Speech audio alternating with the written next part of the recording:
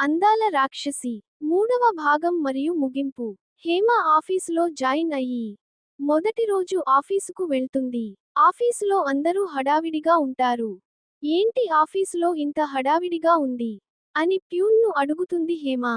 Abhinay sir పుట్టినరోజు మరియు company anniversary అని చెబుతాడు ప్యూన్. ఓ కంపెనీ యానివర్సరీ, నా జాయినింగ్ ఒక్కరోజే, అయితే అన్ని శుభాలే జరగాలి అని దేవుడుకు మొక్కుకుంటుంది హేమ. తరువాత అభినయ్ తన క్యాబిన్ నుంచి బయటికి వస్తాడు. అభినయ్ ను బాస్ గా చూసి షాక్ అవుతుంది హేమ.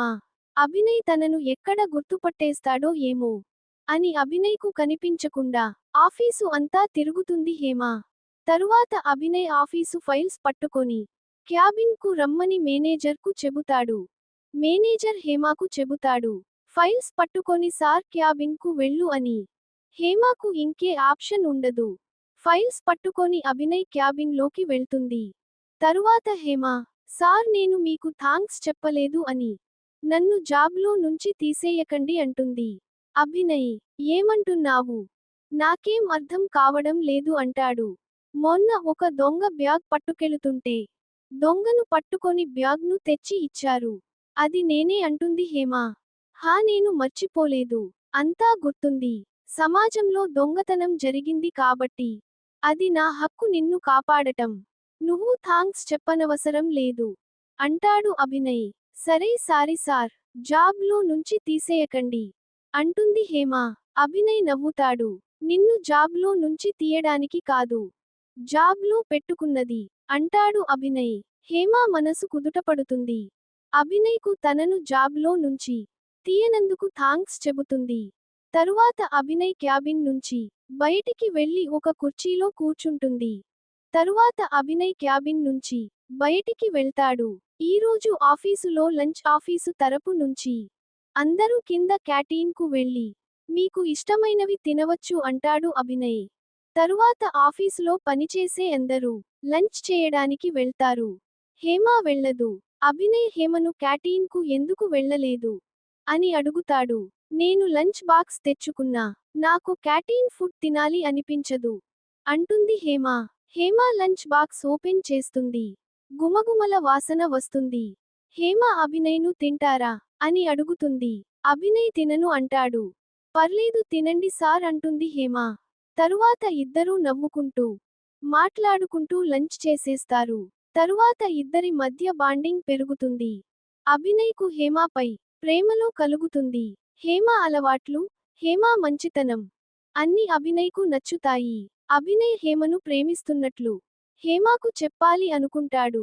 తరువాత హేమకు ప్రేమిస్తున్నట్లు చెబుతాడు అభినయ్. హేమ ఒప్పుకోదు. నాకు ఇష్టం లేదు అనేస్తుంది. తరువాత అభినయ్ చాలా బాధపడతాడు.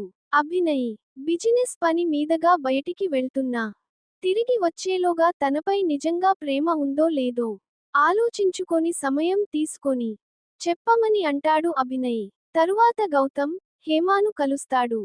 నేను చేసిన తప్పుకు నన్ను క్షమించు.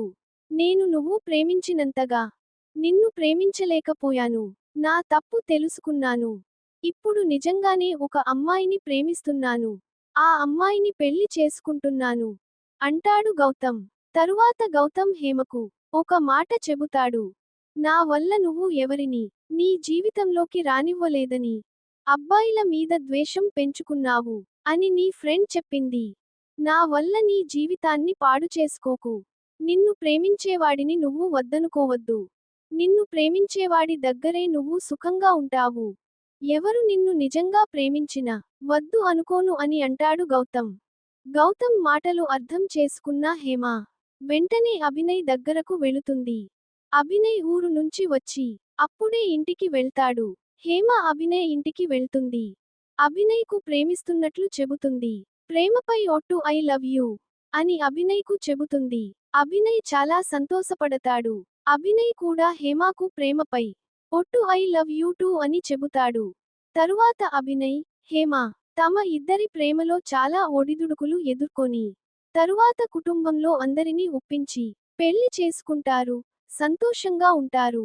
ఈ కథ మీకు నచ్చితే మరిన్ని మంచి కథల కోసం ఈ ఛానల్ ని సబ్స్క్రైబ్ చేసి ప్రోత్సహించండి. సర్వే జనాః సుఖినో భవంతు.